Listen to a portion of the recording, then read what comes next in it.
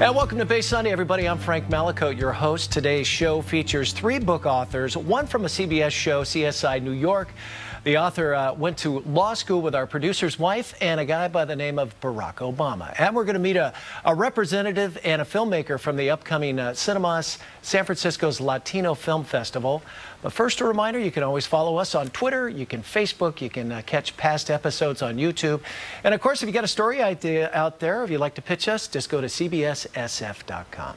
First, though, with the 10th anniversary of 9/11 passed, the work of our next guest continued. Please welcome from the San Francisco Firefighters Cancer Prevention Foundation, Captain Tony Stefani, a retired San Francisco firefighter and the founder and chairman, and Keith Onishi, a San Francisco firefighter and the vice president of the fund. Guys, welcome. Thank you, Frank. Keith, we're going to be here. Sneak in a quick handshake over there.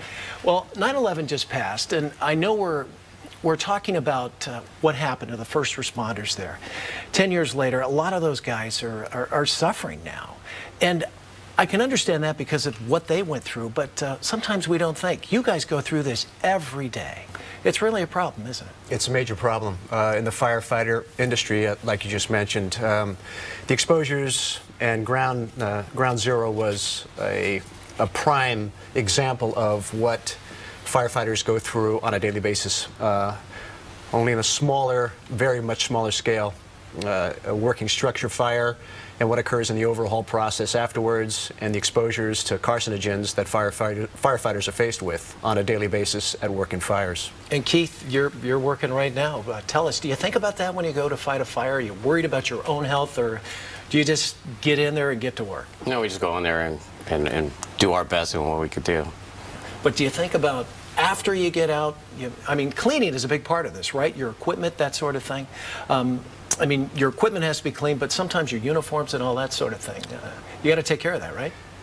It's a very important aspect of the job right now is the cleanliness. The uniforms, from what we've gathered, the information that we've been told now, that a lot of the chemicals that firefighters come in contact with at working fires have the ability to penetrate some of the clothing that's worn by them. So if these turnout coats and pants that the firefighters are wearing aren't cleaned on a regular basis, especially after a working fire, they continually expose themselves to the same chemicals over and over again. Now, you started the foundation in 2006. You retired in 2003, probably earlier than you wanted to because you got cancer. I was diagnosed with a rare form of kidney cancer in 2001 when I was 49 years old. Yeah. Now, if you weren't a firefighter, do you think that would have happened? Obviously, that must have had something to do with it, I think it had everything to do with it. When I came into the department in 1974, we did not wear self-contained breathing apparatus all that often at working fires, so we had major exposures.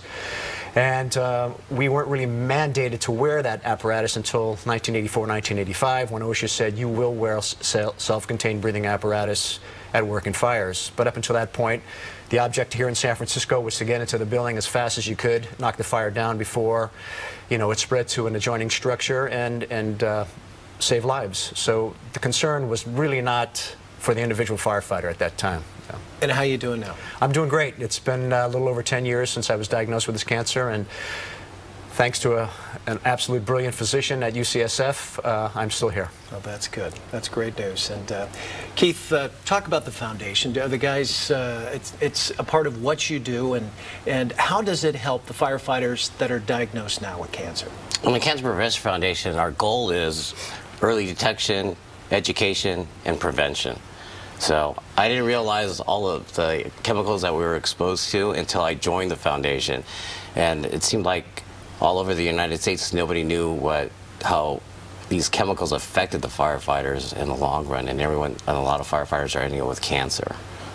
And the statistics are very high, 50%, and some testicular cancer, almost 100% more chance of getting it if you're a firefighter.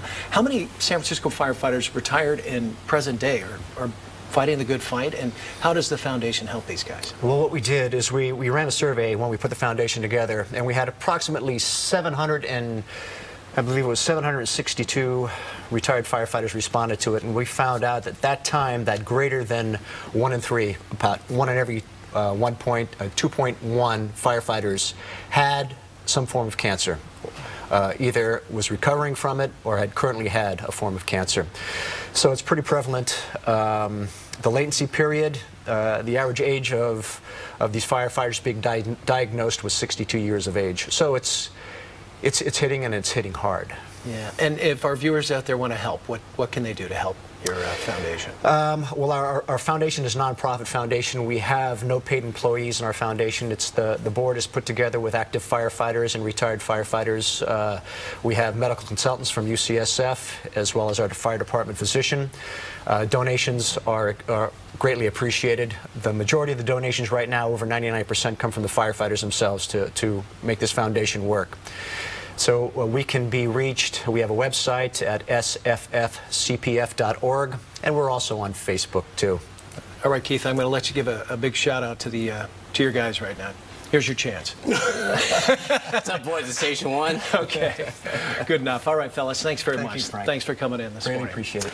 And for more information about San Francisco Firefighters Cancer Prevention Fund, as Keith just mentioned, or as Tony just mentioned, all you got to do is go to Sffcpf.org.